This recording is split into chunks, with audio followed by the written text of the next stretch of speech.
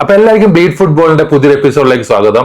നിങ്ങൾ ഒരുപാട് ആൾക്കാർ വിചാരിക്കുന്നത് എന്തുകൊണ്ടാണ് ലിവർപൂളിന് ഈ ഒരു സീസണിൽ ഇത്രയും പൈസ ചെലവഴിക്കാൻ സാധിക്കുന്നത്, അവർക്ക് ഫിനാൻഷ്യൽ ഫെയർ പ്ലേ റൂൾ ഒന്നും ബാധകമല്ലേ എന്നുള്ളൊരു ചിന്ത നിങ്ങളിലൂടെ കടന്നുപോയിട്ടുണ്ടാവും. അപ്പൊ നമ്മൾ ഈ വീഡിയോയിൽ ഒരു ഷോർട്ട് ആയിട്ട് ഇത് എങ്ങനെയാണ് ലിവർപൂളിന് ഇത്രയും പൈസ ട്രാൻസ്ഫർ മാർക്കറ്റിൽ ചെലവഴിക്കാൻ സാധിക്കുന്നതെന്ന് നമുക്ക് വളരെ ചുരുക്കത്തിലൊന്ന് നോക്കിയിട്ട് വരാം. വീഡിയോയിൽ കടക്കുന്നതിന് മുന്നേ ചാനൽ ഇതുവരെ സബ്സ്ക്രൈബ് ചെയ്യാത്തവരാണെങ്കിൽ എന്തായാലും ഒന്ന് സബ്സ്ക്രൈബ് ചെയ്ത് ആ ബെൽ ബട്ടണും കൂടി ഒന്ന് അമർത്തി വെച്ചേക്കാം. നമ്മൾ ലിവർപൂളിന്റെ സ്പെൻഡിങ്ങിലേക്ക് കടക്കുന്നതിന് മുന്നേ രണ്ട് ടേംസ് നമ്മളൊന്ന് അറിഞ്ഞിരിക്കണം. അതായത് FFP അതുകൂടാതെ PSR. FFP എന്ന് പറഞ്ഞാൽ ഫിനാൻഷ്യൽ ഫെയർ പ്ലേ, അതായത് UEFA കീഴിലുള്ള ഒരു റൂളാണ് FFP എന്ന് പറയുന്നത്. അതുകൂടാതെ ഇംഗ്ലീഷ് FA കീഴിലുള്ള റൂളാണ് PSR, അതായത് പ്രോഫിറ്റ് ആൻഡ് സസ്റ്റൈനബിൾ റൂൾസ്. അപ്പൊ ഈ രണ്ട് ടേംസും എന്താണ് നമുക്കൊന്ന് പെട്ടെന്ന് നോക്കിയിട്ട് തരാം. യുവേഫയുടെ FFP റൂൾ പ്രകാരം ഒരു ക്ലബിന് 3 വർഷത്തേക്ക് 5 മില്യൺ യൂറോന്റെ കടത്തിലൊക്കെ ഓടുന്നതിന് ഒരു ബുദ്ധിമുട്ടില്ല. അതായത് സപ്പോസ് ഒരു ക്ലബിന്റെ വരുമാനം 500 മില്യൺ യൂറോസ് ആണെങ്കിൽ ആ ഒരു ക്ലബിന് 505 മില്യൺ യൂറോസ് വരെ എക്സ്പെൻഡിച്ചർ ആയാൽ FFP റൂളിന്റെ അകത്ത് ഇരിക്കുന്നതാണ്. അതിന്റെ മുകളിൽ പോയി കഴിഞ്ഞാൽ ആ റൂള് വയലേറ്റ് ചെയ്തു എന്നർത്ഥം. അതിൽ ഇൻകത്തിൽ വരുന്ന കാര്യങ്ങൾ എന്തെന്ന് വെച്ചാൽ ടിക്കറ്റ് സെയിൽസ്, ഹോസ്പിറ്റാലിറ്റി, ബ്രോഡ്കാസ്റ്റിൽ നിന്ന് വരുന്ന പൈസ, സ്പോൺസർഷിപ്പിൽ നിന്ന് കിട്ടുന്ന പൈസ, പ്രൈസ് മണി, ലീഗ് അല്ലെങ്കിൽ ചാമ്പ്യൻസ് ലീഗെല്ലാം വിൻ ചെയ്യുന്ന കിട്ടുന്ന പ്രൈസ് മണി, നമ്മൾ വിൽക്കുന്ന പ്ലേയേഴ്സിൽ നിന്ന് കിട്ടുന്ന പൈസ, അതൊക്കെ നമ്മൾ ആ ഒരു റൂൾ പ്രകാരം ഇൻകം കാറ്റഗറിയിൽ വരുന്നതാണ്. അതുകൂടാതെ എക്സ്പെൻസ് കാറ്റഗറിയിൽ വരുന്നത് പ്ലേയേഴ്സിന്റെ സാലറി അല്ലെങ്കിൽ വേജ്, പിന്നെ പ്ലേയേഴ്സിന്റെ ട്രാൻസ്ഫർ ഫീ, വേറെയെങ്കിലും പ്ലേയേഴ്സിനെ നമ്മൾ പുതുതായിട്ട് ടീമിലേക്ക് എടുക്കുമ്പോൾ അവർക്ക് കൊടുക്കുന്ന transfer fee, agent fee, general operating cost. General operating cost എന്ന് പറഞ്ഞാൽ നമ്മൾ ഡേ ടു ഡേ എന്താണ് ചെറിയ ചെറിയ ചെലവുകൾ ഉണ്ടാവില്ല, അതെല്ലാം ജനറൽ ഓപ്പറേറ്റിംഗ് കോസ്റ്റ് എന്ന് പറയുന്നത്. പക്ഷേ ഈ ഒരു ഇൻകത്തിലും എക്സ്പെൻസിൽ ഈ ഒരു എക്സ്പെൻസിൽ പെടാത്ത ചില കാര്യങ്ങളുണ്ട്. അതായത് സ്റ്റേഡിയം ഇൻഫ്രാസ്ട്രക്ചർ ഡെവലപ്മെന്റ് ചെയ്യുന്ന, അതായത് സ്റ്റേഡിയം പുതുതായിട്ട് പുതുക്കി പണിയുന്ന അല്ലെങ്കിൽ കൂട്ടിച്ചേർക്കുന്ന, ലിവർപൂളിന്റെ ആൻഫീൽഡ് സ്റ്റേഡിയത്തിൽ ഭാഗങ്ങളൊക്കെ കൂട്ടിച്ചേർത്തിട്ടുണ്ടായിരുന്നു. യൂത്ത് ഡെവലപ്മെന്റ്, അതായത് ചെറിയ അക്കാദമിയിലൊക്കെ ഇൻവെസ്റ്റ് ചെയ്യുന്ന പൈസയൊന്നും എക്സ്പെൻസിൽ അവർ ഉൾപ്പെടുത്തിയിട്ടില്ല. വുമൻസ് ഫുട്ബോളിന് കൊടുക്കുന്ന പൈസയും എക്സ്പെൻസിൽ ഇൻക്ലൂഡഡ് അല്ല. പിന്നെ ഉള്ളത് കമ്മ്യൂണിറ്റി പ്രൊജക്ട്സ്, അതും എക്സ്പെൻസിൽ ഇൻക്ലൂഡ് അല്ല. അപ്പം ഈ 5 ഇതിൽ നിന്ന് വരുന്ന ഇൻകവും ഈ ഒരു 4-5 എക്സ്പെൻസും അത് ടാലി ചെയ്ത് 3 വർഷത്തേക്ക് 5 മില്യൺ യൂറോയിൽ കൂടാൻ പാടില്ല ഒരു ക്ലബിന്റെ ലോസ് എന്ന് പറയുന്നത്. അതാണ് financial fair play rule UEFA. അപ്പൊ നമ്മൾ ഇംഗ്ലീഷ് FA PSR റൂള് പ്രകാരം നോക്കിക്കഴിഞ്ഞാൽ PSR റൂളിൽ പറയുന്നത് ഒരു ക്ലബിന് 3 വർഷത്തേക്ക് 15 മില്യൺ യൂറോന്റെ നഷ്ടം ഓക്കെയാണ്. അത് ക്ലബിന്റെ ഓണർ ഡയറക്റ്റ് മണി ഇഞ്ചക്ട് ചെയ്യാൻ സാധിക്കുന്നുണ്ടെങ്കിൽ ആ ഒരു ലോസ് 105 മില്യൺ വരെ പോവാം. അതായത് ക്ലബിന്റെ ഓണർക്ക് 90 മില്യൺ പൗണ്ട് ഡയറക്റ്റ് ആയിട്ട് ആ ലോസിലേക്ക് ഇഞ്ചക്ട് ചെയ്യാം. സപ്പോസ് ഒരു ക്ലബിന്റെ വരുമാനം എന്ന് പറഞ്ഞാൽ 500 മില്യണും ആ ക്ലബിന്റെ എക്സ്പെൻസ് 605 മില്യൺ ആയി കഴിഞ്ഞാൽ ആ 605 മില്യണിൽ 15 ലോസിലെ 105 മില്യണിൽ 15 മില്യൺ മാത്രമേ ക്ലബിന്റെ ഡയറക്റ്റ് മണി ഉപയോഗിക്കാൻ വേണ്ടി സാധിക്കുള്ളൂ. ബാക്കി 90 മില്യൺ ഓണർക്ക് ഓക്കെ ആണെങ്കിൽ ഓണറിന്റെ കീശയിൽ നിന്ന് എടുത്തിട്ട് ആ ഒരു 90 മില്യന്റെ കടബാധ്യത തീർക്കാൻ പറ്റുന്നതാണ്. അപ്പം ഇതാണ് PSR, profit and sustainability rule എന്ന് പറയുന്നത്. അപ്പൊ ഈ രണ്ട് റൂള് നമ്മൾ പെട്ടെന്നൊന്ന് നോക്കിയ സ്ഥിതിക്ക് നമുക്ക് ലിവർപൂൾ എങ്ങനെയാണ് ഈ ഒരു ലോസ് ഒക്കെ കൈകാര്യം ചെയ്യുന്നത്, എന്തുകൊണ്ടാണ് ഈ 400-500 മില്യൺ ഈ ഒരു സീസണിൽ ലിവർപൂളിന് സ്പെൻഡ് ചെയ്യാൻ പറ്റുന്നതെന്ന് ജസ്റ്റ് ഒന്ന് കയറി നോക്കാം.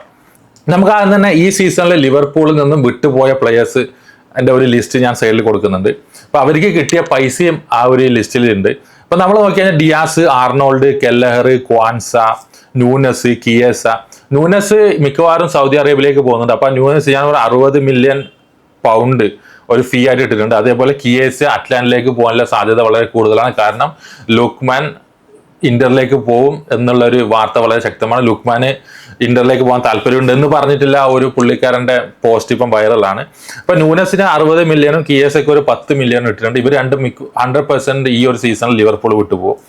അപ്പോൾ ഡിയാസിന് കിട്ടിയ 65 മില്യൺ പൗണ്ടും കെല്ലഹറിന് കിട്ടിയ 12 മില്യൺ പൗണ്ടും കോൺസ കിട്ടിയ 35 മില്യൺ പൗണ്ടും ഒക്കെ ഒരു ഇൻസ്റ്റാൾമെന്റ് എന്നുള്ള രീതിയിലാണ് നമ്മൾക്ക് കിട്ടല്. അതായത് പ്ലെയർ അമോർട്ടൈസേഷൻ എന്ന് പറയും അതിന്. ഒരു പ്ലെയറെ നമ്മൾ വിൽക്കുകയോ അല്ലെങ്കിൽ ഒരു പ്ലെയറെ നമ്മൾ വാങ്ങുകയോ ചെയ്യുമ്പോൾ ആ ഒരു പ്ലെയറിന് എത്ര വർഷത്തെ കരാറാണ് നമ്മൾ കൊടുക്കുന്നത്, സപ്പോസ് നമ്മൾ വേർഡ്സിനെ 100 million plus 16 million adds on, അതായത് 116 മില്യൺ ആണ് ബയർ ലെവർക്യൂസൻ എന്ന് വാങ്ങിയത്. അപ്പം 5 വർഷത്തെ കരാറാണ് വേർഡ്സിന് കൊടുത്തിട്ടുള്ളത്. അപ്പൊ നമ്മൾ ആ ഒരു പെർ ഇയർ വാല്യൂ, വേർഡ്സിന്റെ പെർ ഇയർ വാല്യൂ എന്ന് പറയുന്നത് 116 മില്യൺ ഡിവൈഡഡ് ബൈ 5, അതായത് ഒരു ഏകദേശം അപ്രോക്സിമേറ്റ്ലി 23 മില്യൺ പെർ ഇയർ ആണ് നമ്മൾ വേർഡ്സിന്റെ മുകളിൽ നമ്മൾ ചെലവഴിക്കുന്നത്. അപ്പൊ ഇതാണ് ഒരു പ്ലെയർ അമോർട്ടൈസേഷൻ എന്ന് പറയുന്നത്.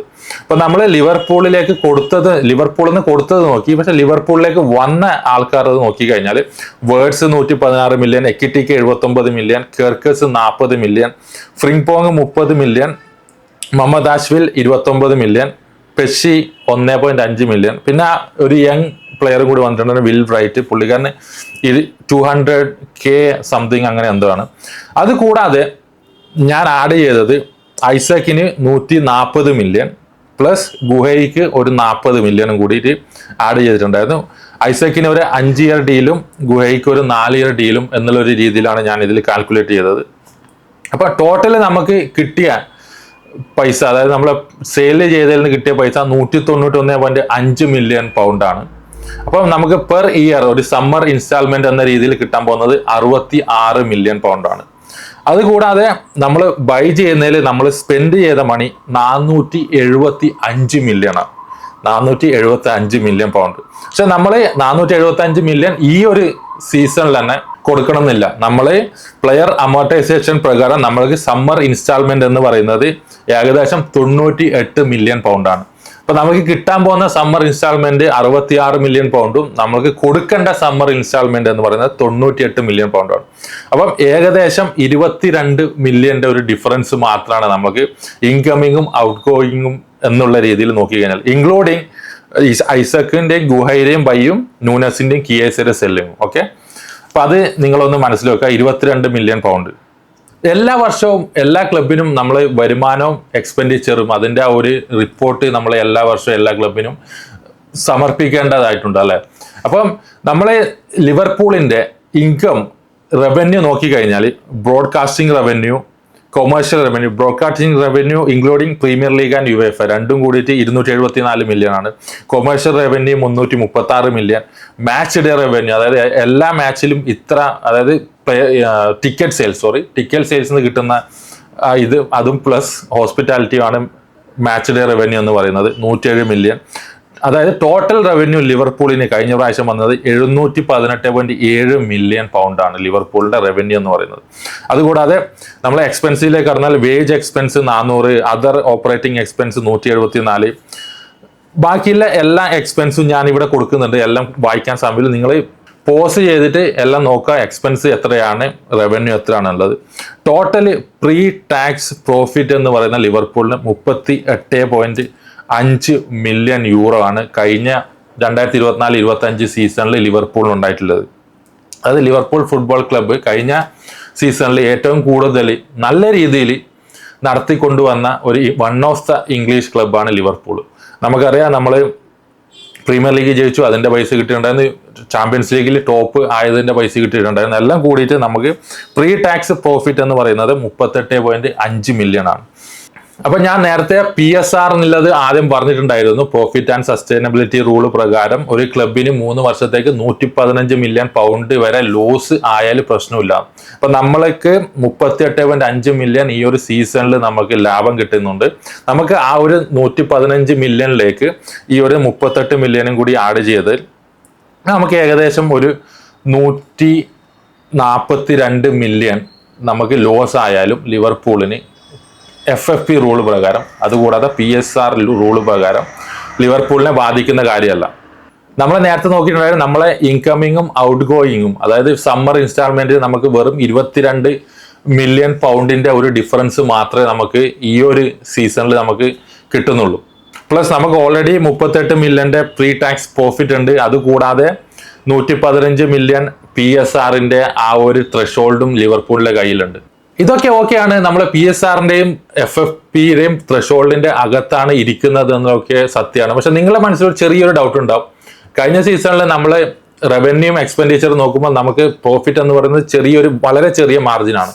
അപ്പോൾ ആ ഒരു മാർജിനിലെ പൈസ വെച്ചുകൊണ്ട് എങ്ങനെയാണ് നമ്മൾ പ്ലെയേഴ്സിനെ വാങ്ങുന്നത്? നമ്മൾക്ക് സമ്മർ ഇൻസ്റ്റാൾമെന്റ് നമ്മൾ കൊടുക്കുന്ന സമ്മർ ഇൻസ്റ്റാൾമെന്റ് എന്ന് പറയുന്നത് 98 മില്യൺ ആണ്, നമുക്ക് കിട്ടുന്നത് 66 മില്യൺ ആണ്. അപ്പൊ സ്റ്റിൽ നമുക്ക് കുറച്ച് പൈസ എക്സ്ട്രാ ആഡ് ചെയ്യേണ്ടത് വരും അല്ലെ.